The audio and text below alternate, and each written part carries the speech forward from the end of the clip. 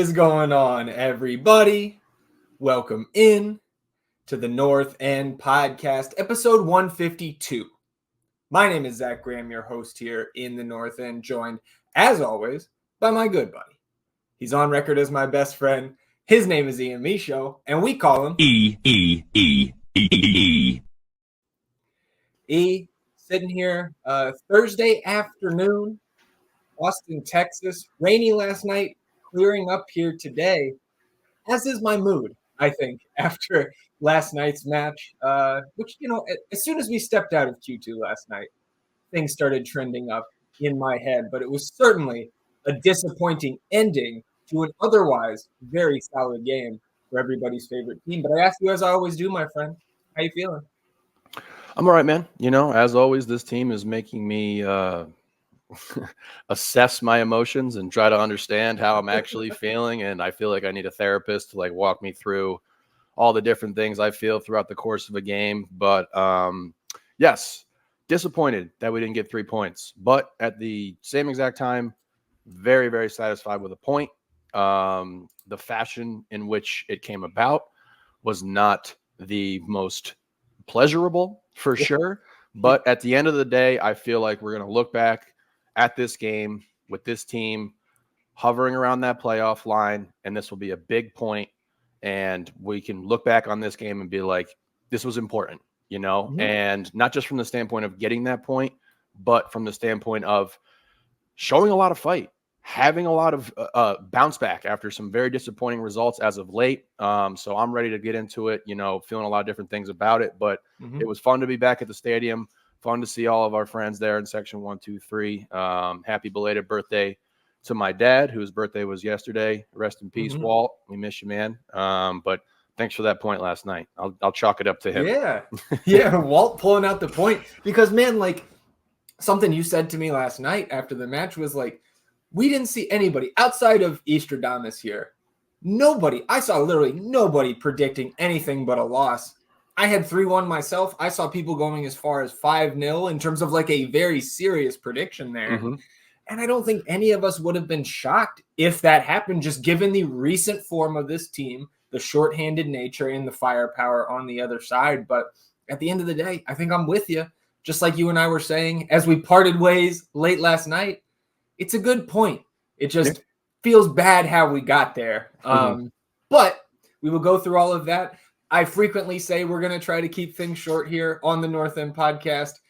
Bound by time here today. E's got a flight out going up, Walt's birthday this past week, Dalt's birthday this weekend. So also pre-happy birthday to Dalton. I wish I could be up there with you boys. But before we jump into today's episode, just want to remind you all to rate, review, and subscribe to the podcast. Wherever you get your podcast, it helps us grow the show, as does hitting the subscribe button. If you're watching on YouTube, you can also hit the notification bell there to know when a live stream pops up or a new episode goes live. And of course, on this episode, hit that thumbs up, like the video, help us battle the YouTube algorithm overlords, which you can also do by leaving a comment and joining in on the discussion. Any and all of that you would do for us, we would greatly appreciate it. Wash yourselves clean in the broadcast camera confetti of the North End. E coming in last night.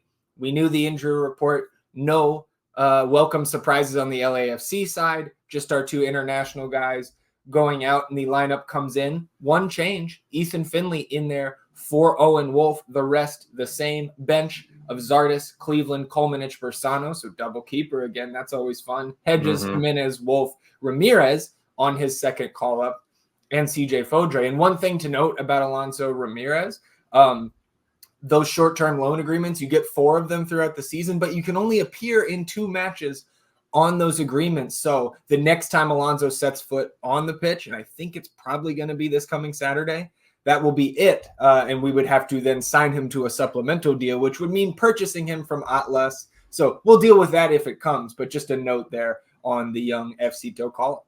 Yeah. In regard to the lineup, asked for a change. I don't necessarily think that was the right move.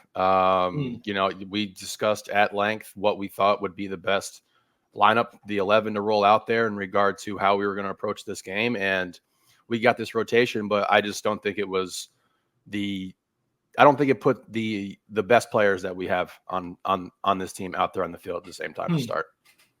I think that's fair enough. And we might see I think we're going to be forced to see what we were asking for in the midfield here on Saturday with Johan Valencia. Obviously, we'll get there, but he will be out of that match as well on yellow card accumulation suspension.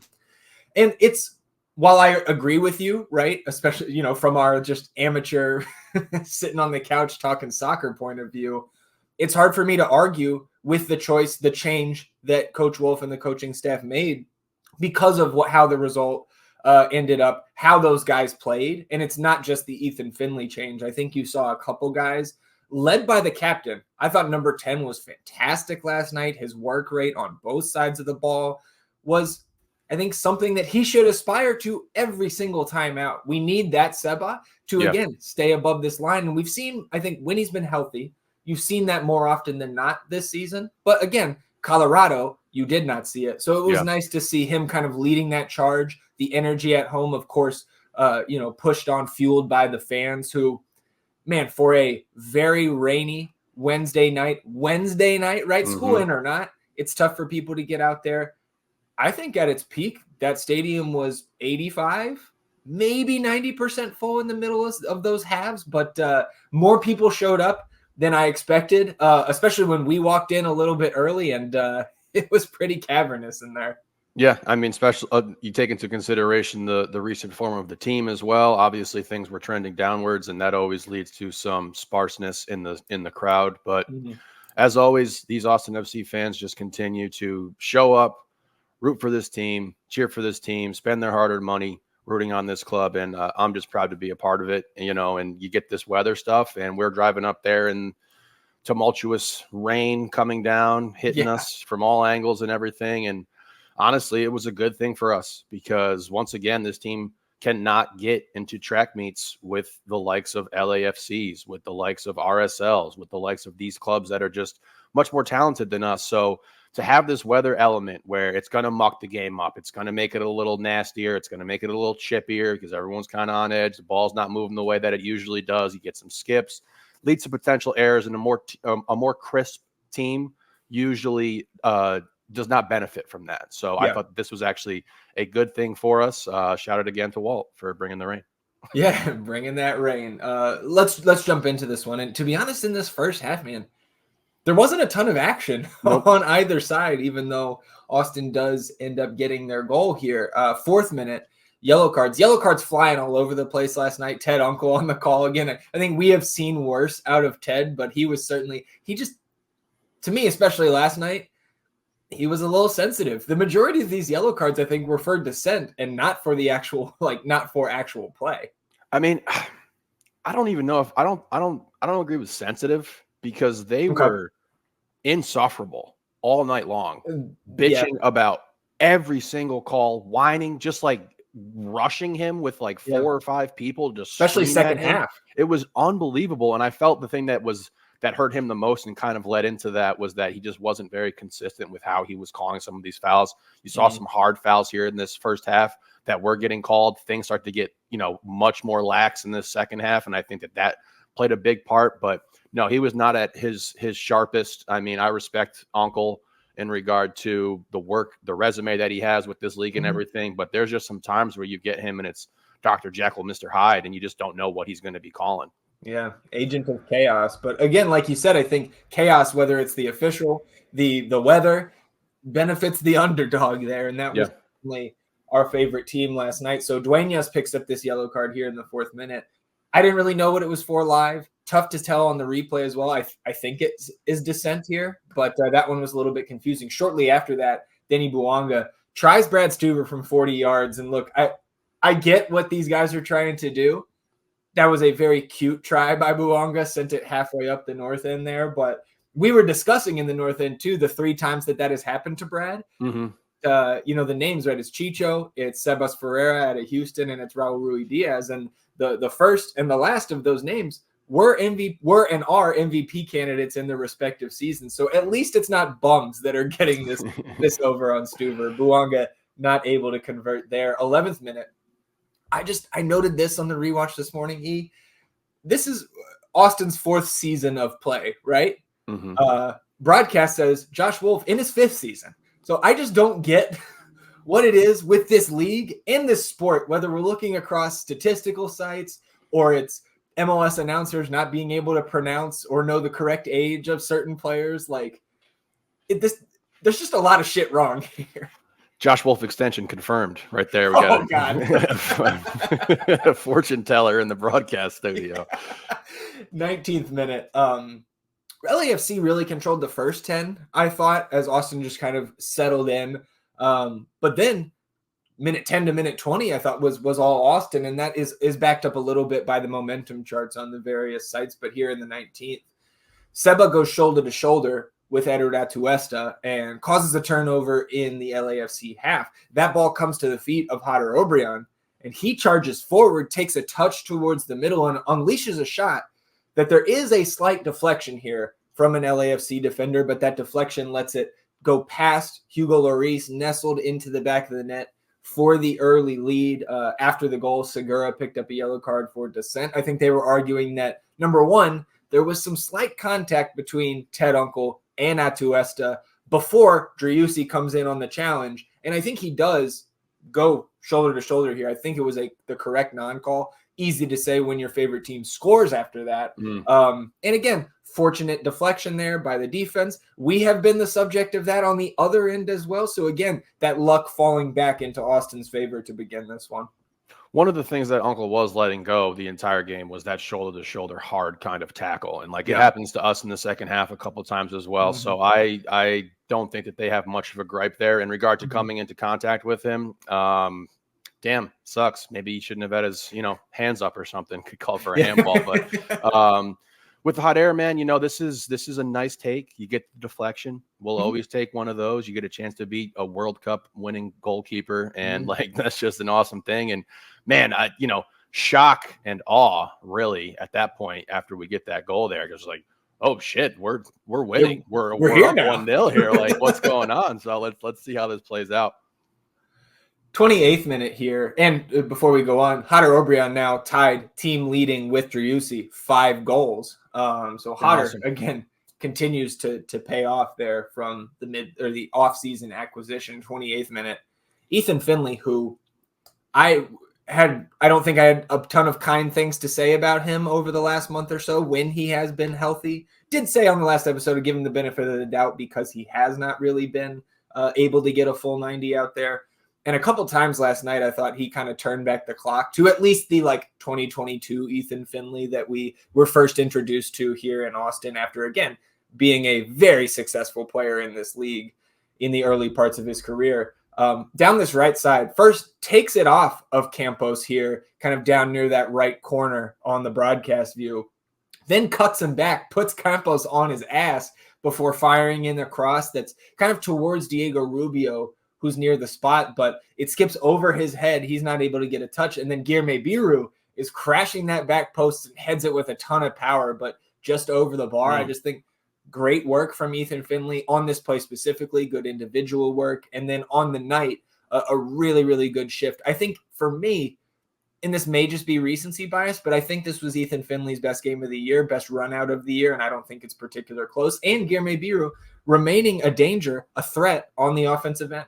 Man, it would have been awesome if he could have put that past Lloris there. That would have been fantastic. To your point about Ethan, yes, I thought this was his best game of the season. It looked like he had regained a bit of that step that we thought he initially had lost. And that could be, just like you said earlier, with the injuries piling up on him, he just wasn't, a full go 100% for the majority of this season. But he put in a really good shift last night.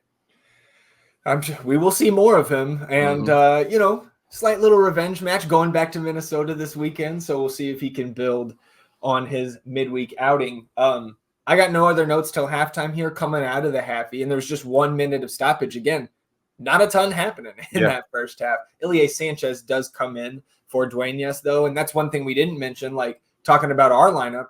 They did rotate, right? You had young guys like Duenas. You had Ordaz in there, right? I think there was another name that's not a particularly a game in, game out starter for them, but it also shows the difference with some of these names that they're able to bring in when they're rotated, like an Ilie Sanchez at the half with some fresh legs.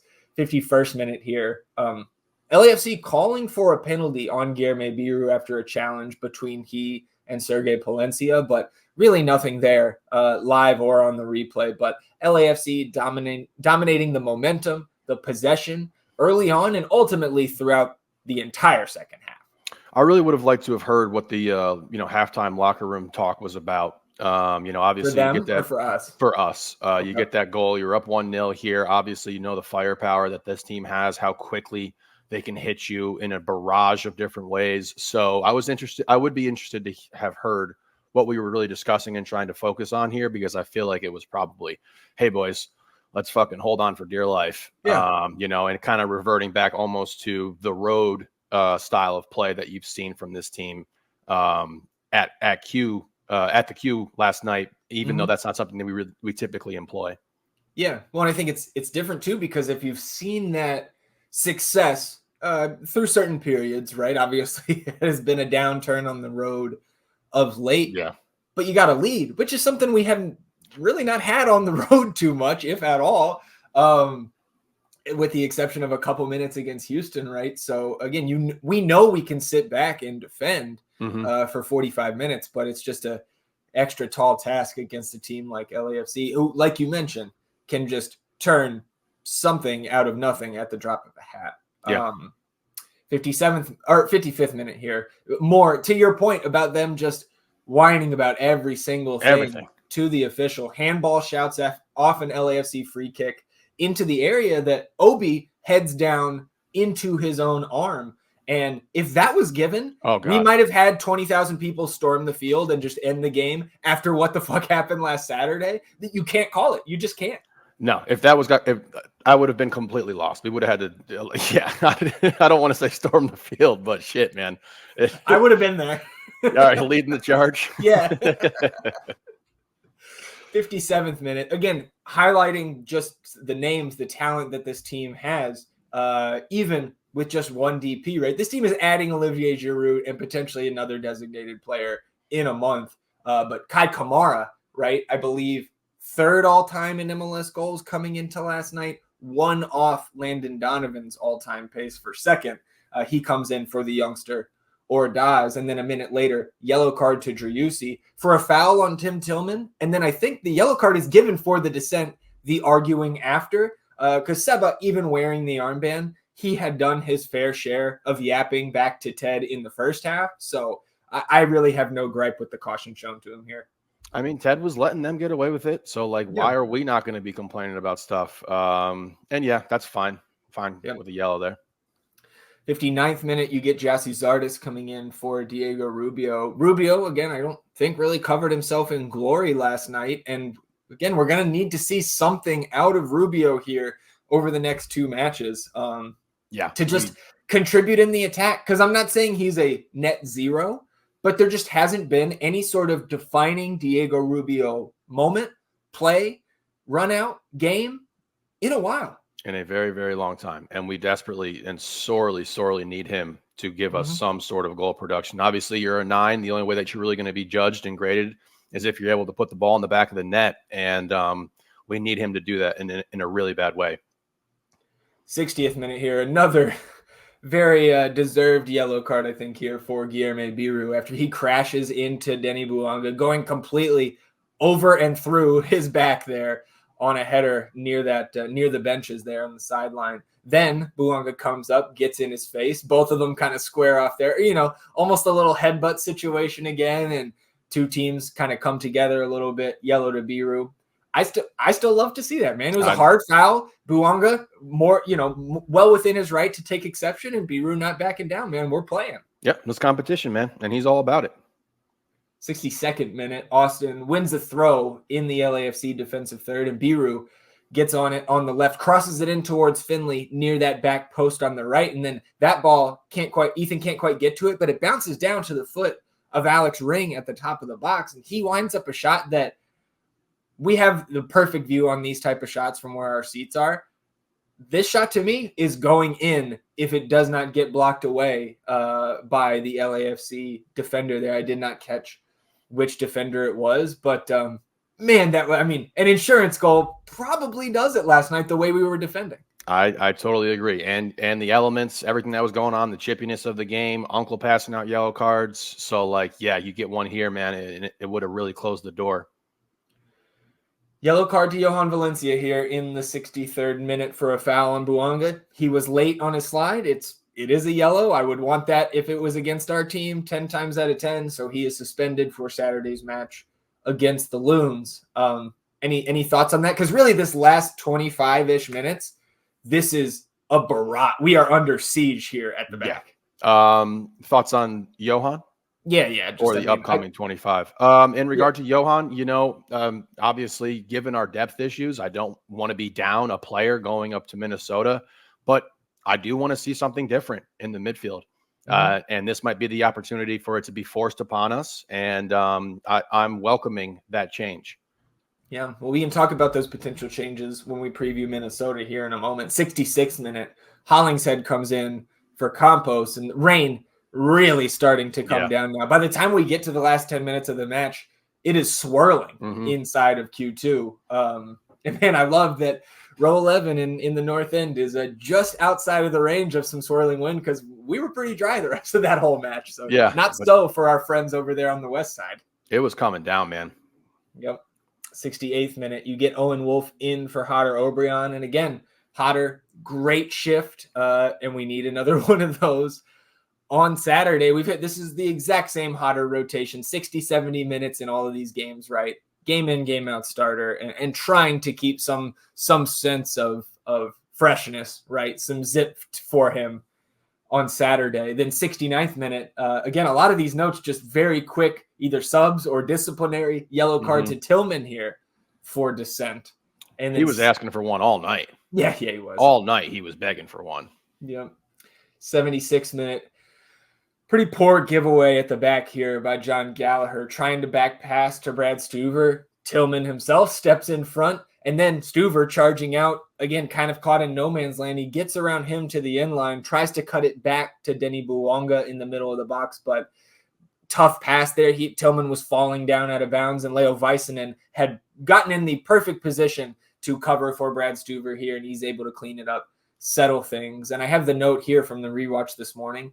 The center backs have been awesome so far. I think that continues right up until the 90th minute. And again, 88, 89 minutes of that type of play from our back line, from our center backs in particular, I will take that every single time out. Yes, and this was a massive play by Leo here. 79th minute, LAFC wins a corner after the ball deflects off Gallagher's face. That corner is taken to the top of the box where Denny Buwanga is all alone. Austin is flat out sleeping here, and we are very lucky that he drifts this shot over the target. And after that goes out, we get Tomas Angel on for Atuesta as LAFC pushing more forward, going with a more attacking type of lineup here. But man, that is going to be, I imagine, one of the first clips we talk about in the film room here today or tomorrow. You can't leave the best player in the league, second best, third, whatever. Yeah. Golden Boot winner from last year, wide ass open. I think he had time to take another touch before he even shot that. He did, and we fall asleep again at the end of this game, and that one actually comes back to bite us in the butt. 83rd minute, Austin does go more defensive here with their final substitution. Matt Hedges on for Ethan Finley, and Hedges settles into the middle of this five-back look that we adjust to, and then 90th minute, again in the notes, LAFC completely controlling the game, especially here in the dying moments.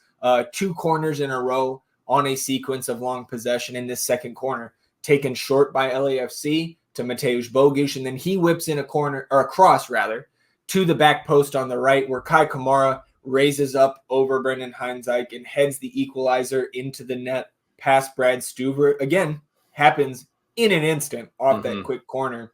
And man, Kai Kamara, we were kind of talking about when he came in, how big he was stature-wise in terms of a soccer player we typically see out there. His vertical, even at almost 40 years of age, is still very much there. You see it on this play. But ultimately, watching this back on the replay, I blame Brad Stuver the most for this. I thought he was indecisive whether or not he was going to come out and try to challenge that cross, try to punch it away. And he kind of gets stuck in what I think is no man's land there. Again, maybe that is an inaccurate analysis of that play. But if I'm looking for somebody to blame, I hate to do it. I think Stuver can do better here. Okay, I'm with you there. We love Kai Kamara. The guy's an all-time legend, and it would have been really great to see him tie Landon Donovan in a very different fashion. Yeah. But it just felt like it was coming, and they were putting the heat on us and applying the pressure, and these chances are coming, and we're experience a bit of tired legs, a bit of mental fatigue. Like you said, you fall asleep on the Bouanga attempt, fell asleep here with them going short. We're too compact, and just hurt. It hurt big time. So if we're going to put that on Brad, I'm okay with that because I do like an aggressive keeper coming out, trying to punch those balls away, just get it out of the space any way you can. Unfortunately, it didn't go our way last night. Yeah. And then we get 3 minutes of stoppage. And then that is extended after Segura goes down, subbed off, concussion sub, which actually gives Austin an extra window as well. Because if there is a concussion sub, that team gets to make a sub, and it gives the opponent.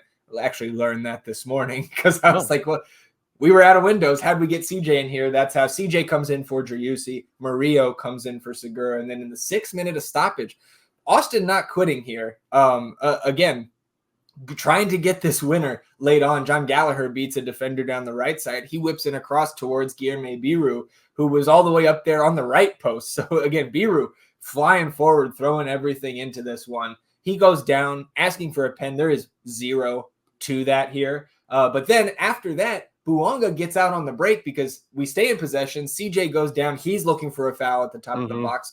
There was contact. Went down a little bit too easy in my eyes there. But this lets Bouanga get out on the break against Leo Vyson. And Leo, good on him, able to deflect his dribble, and it rolls back to Stuber, and you hear the final whistle. But, I mean, again, kind of like we said at the top, as we were discussing with some buddies in the stadium and then in some group chats later on that night, I am very upset at the game script. I'm disappointed. But then ultimately the result I am very happy with because, again, I did not see any points coming out of this game for Austin. So the fact that they were able to go compete and, again, should have won. Yeah. I don't want to get that twisted. They should have won that game. You got to be able to see it out those last couple minutes. So, again, that's where I think it's on those defenders, and that includes the goalkeeper back there, right, on those corners. So they did fantastically up until the literal 90th minute and then concede. But you get the 1-1 draw against a team, again, who had an 8-game winning streak across all competitions, 12 goals for, 1 against in their last 6 league matches. This was the hottest team in the league, and you got a point off them, again, where literally nobody except the guy on the screen with me said that we were going to get anything out of it. So your thoughts overall on the match? Like I said at the top of the episode, I'm right there with you. It was a heartbreaking way to get a draw. I, as someone who wasn't, completely immersed in soccer culture and everything, didn't understand the importance of these draws and how they can be so emotionally confusing. But, I was talking to you before the show. If you had asked any LAFC fan before that game, hey man, would you be satisfied with a 1-1 draw versus Austin? They've been like, hell no. But then you go back and the game plays out and you're like, hey, are you happy with this 1-1 draw? Yeah, they were ecstatic. They were losing their minds up in their supporter section because they know they didn't deserve a point out of that game. Yeah. And you flip that around. Like you said, nobody I heard had us getting a point off of this team. I had to break my 17,000 consecutive win prediction streak just to go with a draw because it seemed so daunting, so incomprehensible that we could have gotten the job done here. And now you look at the rest of the month, right? And we have been looking at this month as backs up against the wall. No Danny, no Julio. We're struggling to score. There's good teams that we're playing on the road. You got Minnesota coming up, SKC at the end of the month. And we said 3 points from this month and we'd be fucking thrilled, well, maybe not fucking thrilled, but it would keep us where we needed to be. Yeah. And now you have this point banked. And now, if you get a win here, you get a draw potentially in Minnesota as well, because they're going to be shorthanded. So like there's some opportunity here to make this month, not just salvage this month, but make it beat our initial expectations for it. Yeah. So like I said earlier, I think that we're going to look back at this point later on this season and understand how important it was, even though in the moment right now, I know that all of us are pretty let down because we were, riding super high, about to beat LAFC, team that has beaten the shit out of us 4 consecutive times. Yeah. And like you said, was the hottest team in the league. So, I very much salute the players for going out there in that atmosphere and showing up and fighting their asses off for that entire game. And, you just have these moments in the waning parts of this game, and you lose the 3 points. And that's just how it goes here. But I'm still very satisfied with one. Yeah. And I think, again, the way it happened was disappointing from an emotional perspective, but rewatching the full game this morning too, it's like we saw a little bit of that underdog mentality, that fight, that grittiness, right? That we saw from this team for that 9-game stretch in the middle of the first half. And you have to see that more often than not from this team, even once the reinforcements get here. You want that same type of mentality. So 40% possession for Austin in this one, obviously skewed heavily to LAFC in the second half, as Austin was perfectly happy to let them have the ball. 14 shots to 3 in favor of LAFC, but each team gets 1 shot on target. Both shots go in. So again, you limit LAFC to 1 shot on target. And it's just supremely unfortunate that Brad can't get to that one. However, he, you think he may should have one big chance for Austin, one missed. From my rewatchy, I think that is the Biru header that goes over, but I'm not positive. 8 corners to 1 in favor of LAFC, 0.26 XG for Austin, 1.01 for LAFC. And then you look at the expected goals on target, 0.5 for Austin, 0.99 for LAFC. It all comes from that Kai Kamara header. And man, I think 0.99 expected goals on target from that header just shows you how dominant he is in the air, that the metric just this is a goal. This is a goal where he puts it. Yeah. And that gets overlooked with their team in regards to how many talented players they have. To have a veteran presence like Kamara to be able to come off the bench whenever you need him to provide these type of moments is just incredible. And, I wanted to touch on, this is the team that leads the league in shots on target per match. This is the team that is second in expected goals in the league. So we really limited them and we frustrated them. And I think that carried over into how they were berating Uncle all night as well, because we definitely frustrated them. Yeah. And again, to the game script point, right? Like you said this earlier, but just to reiterate, if they score in the 20th minute and we get the 90th minute equalizer, we're going bonkers. We're nuts. Feeling great today.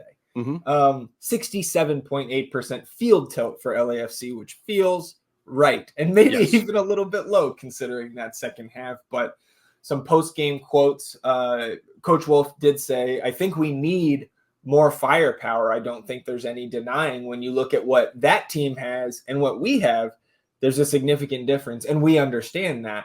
A lot of appreciation to our ownership, Anthony Precourt, and all those guys for going out and now adding some pieces. We know we have to improve on that end of the field, both from a talent standpoint and a depth standpoint, and that's a big part of what's going on. And then actually Brad Stuver talked about Kai Kamara as well in the post game. He said, we were joking 2 years ago when he was in Montreal and we got the result when we went down to 10 men. And he was like, I still haven't scored on you in my career. And I was talking to him after this game, and I was like, of course, the first you score on me in your career is the one that sets you as number 2. Now I have to watch that over and over and over again. Stuver said, I'm happy for him. Kai's a friend, and I'm happy that he's able to do that and in a way that he does it. But it's absolutely gutting to happen on me in that type of fashion. And that's one thing, man, you hear, whether it was like Michael Lahoud when we had him on last year talking about Kai, because those guys are very close. You hear from everybody that talks about Kai Kamara that he's just like the best dude. So as bad as it feels that he did it to us last night, it is cool to see him finally, more than halfway through the season, finally get his first goal to tie Landon Donovan. And dude, how does Kai Kamara, almost 40, look he looks like the 32-year-old, and Giassi's artist looks like the 40-year-old. Yeah, I remember when we were doing the off-season stuff, and Kamara's name popped up, and we kind of almost scoffed at it a little bit given his age, but Yep. it's I really like that quote from Brad. Kamara's a legend, and it's just unfortunate that it had to happen to us. I'm with you. Anything else for you on this game? Nope. I just want to put an emphasis on this. I am happy with the point. Yeah. It's a good point. I'll die on this hill.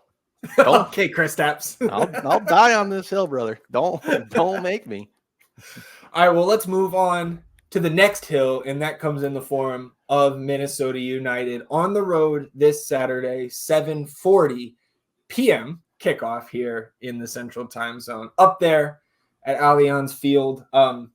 All-time, 8 matches played between these two, including the season opener this year. 4 wins, 4 losses, 0 draws for Austin. So trying to break the deadlock here in the head-to-head series. Of course, in that season opening match at Q2 Stadium, looms the 2-1 victory. And that scoreline, not indicative of how uncompetitive that first match was. I see you shaking your head. Is it taking you back to some of those feelings after the first match? I mean, I can feel the competitiveness in me like ramping up right now, feeling the player in me coming out, because I hope everyone in the Verde and Black understand that we owe these mother effers one from that first game, because they thoroughly embarrassed us and made us look very just like a JV team. So, I hope those guys have that in the back of their head, and I hope that they're going to be reminded when they go up and travel to Minnesota that this is a team that made us look stupid and foolish in the first game of the season, and that it's time to give them a little payback here. And I tell you what, you play like you played last night, you get a result. I agree. I very much agree. Because, like coming into that season opener, right? Like we were talking about their tumultuous offseason, right? With the coach not being here, the GM getting in late. They had a next pro coach coaching them. Reynoso was hurt. And then they come in and whoop our ass as they did. And they didn't look back after that match, man. Like I think we had mentioned them a couple of times, just like, look at this team, because we didn't expect much out of them. They win 7 of their first 12 matches. And that hot start has really been enough to keep them in the top 4 of the Western Conference to this point. And they've done it all without Emmanuel Reynoso, who, again, now sold to Tijuana in late May. That sale came 9 days after a video surfaced of him. Reynoso, again, for the second time in as many years, was back in his native Argentina. Mid-season unexcused absence, I believe, was supposed to go for a green card hearing. Doesn't show up there, not in communication with the team. And a video comes out of him with flashing a bag of money next to a guy with a handgun, also flashing a bag of money, which again is just not a great look for your talisman midfielder there. So they ultimately sell him to Tijuana in Liga MX in late May. But again, this team has done enough to remain 4th in the Western Conference. They have hit a little bit of a rough patch here, in terms of the results. They've won just once in their last 6 matches, which was a 3-1 home victory over Sporting KC against Sporting KC, kind of the dregs of the league, or in that tier, of course. And over this stretch, again, they have that win, but they lose 5-3 to Dallas last night, which helped us out in the bets, as bad as it feels to bet on our rivals to the north. They got shut out on the road against Seattle on Saturday, where they really looked toothless in the attack with this shorthanded roster that they're working with now. Obviously, last night, their XGE last night, over 3 against Dallas, and Dallas less than 2, even though they scored 5 goals. So I kind of want to go back and watch that one from last night. They drew Colorado on the road 3-3. They got blanked 2-0 at LAFC during this stretch. So again, it's been a little bit more up and down of late for this team. But so, of course, they see a team like Austin coming in, now no Johan Valencia, in addition to the other shortcomings we have on the depth chart. I imagine whatever the closest thing to the North End podcast is up in Minneapolis, right? They are probably saying very similar things to us, like this can be a get right spot, right? We can get a win here against this Austin team. I think it goes both ways here, again, because they should be without, or they will be without, Timu Puki's got a knee injury. International duty for Dane St. Clair, for Tani Oluwasi, right, who I believe is leading them in goals scored with 7. Right now he's out with Canada. Got a couple other names: Alejandro Brand, Carlos Harvey out, Hugo Bacharach out with the knee injury, Devin Paddleford questionable with a concussion coming into Saturday. He missed last night's match with that head injury. So again, they still have plenty of talent on this team. Robin Lude, Bongi Hongwane, right, who gives us fits. Jong Sang Bin, who killed us in that season opener. So this is not going to be a cakewalk, far from it. But I like to see these absences rather than not. This is really the first time we've been able to go up against a team during this international break that is actually hurting from some of these absences. Absolutely. And you look at this table in the Western Conference and you have these 3 teams at the top. And outside of those 3 teams, I just think that these other clubs in the Western Conference are very similar and have a lot of parity. And like, you're going to have to play well with the players that you have available. And if you're missing some of these depth pieces that they're missing, that we're missing as well, the product is not going to be as good. But I think this is a huge, huge opportunity for Austin here to go up there, kind of avenge this loss from the start of the season and position yourself and solidify yourself even more so, and then still have something to look forward to at the end of the season, traveling to SKC with potentially 2 to 4 points in hand. So, I'm revved up for this game. I really am, because I was waiting to see these dudes again, because I mean, you saw the trajectory of our team after that game, and it changed wholeheartedly. And I don't think that the team that we saw at the beginning of this season, particularly the first game, really, really particularly the first half, was a good sample of what this team actually is and can be. So I'm excited for these dudes to be able to go up there. I need a good game from 10 again, and I think that you hit it on the head earlier when you talked about the aggression that he played with last night, the defensive stuff that he was doing. And if we get that out of him, I feel confident that we're going to be able to get a result up there. And, we're due for a road win. We really are. Like, it's something that we've struggled on the road. Everyone knows the struggles we've had on the road, but like, we are absolutely due. And this is an opportunity here with their limited roster to go get that done. Well, we've got some breaking news, which we can talk about here in a moment. Austin FC 2 just signed a midfielder named Diego Abarca. So maybe while we're here in the waning moments of episode 152, maybe we'll get some more information on the new midfielder for FCito. You mentioned Sporting KC coming up next weekend on the road, right? You've got these 2 games left in the month of June where we're guaranteed to be without Danny and Julio. And if you can find a second road win of the season, like you said, we're due. You got to go out and play well, much better than they have in many of these road matches this season. But I think, again, the opponents are ripe for us to go in there and steal 3 points from one of these 2. Obviously, Minnesota sitting in 4th seems like a taller task, certainly on paper, than Sporting KC sitting on 14 points from their 19 matches, and also missing some guys due to injury. If you find 3 points in one of these 2 games, you will be above the playoff line at the end of June with 3 matches to go until that summer window. Again, I think that we see Dessler and Bukhari at least in a bench role against Charlotte on the 20th of July. Maybe that's wishful thinking, but the fact is 5 more matches, including this Saturday, until that window opens and those guys are eligible to play. And if you find 3 points over the next 2 weeks, you will be above that line with 3 to go. Let's get it done, man. I'm ready. Yeah, well then, one thing left to do. How much is Austin FC winning by on Saturday? Give me 2-0. Okay. I'm going to go 2-0. I want a goal from 10. I think, and the other thing about this point versus LAFC, particularly after the fact that we got ran by RSL, who obviously is another elite tier team in the Western Conference, in the league in general, is that this is something to build on. You can hang with those types of clubs, and to have that bad taste in your mouth after giving up that goal in the 90th minute, I think that these guys are going to be ripping, ready to go up there, and give me 2-0. I like it. I am also, maybe we're getting out ahead of our skis here, E, but I got a 2-1 victory for Austin. Again, I think we are going to be forced. One thing we didn't really discuss here, the options are limited. We are forced to have a more offensive midfield look here, especially as long as you don't start Alonso Ramirez there. I think I do expect to see him off the bench here. Yeah.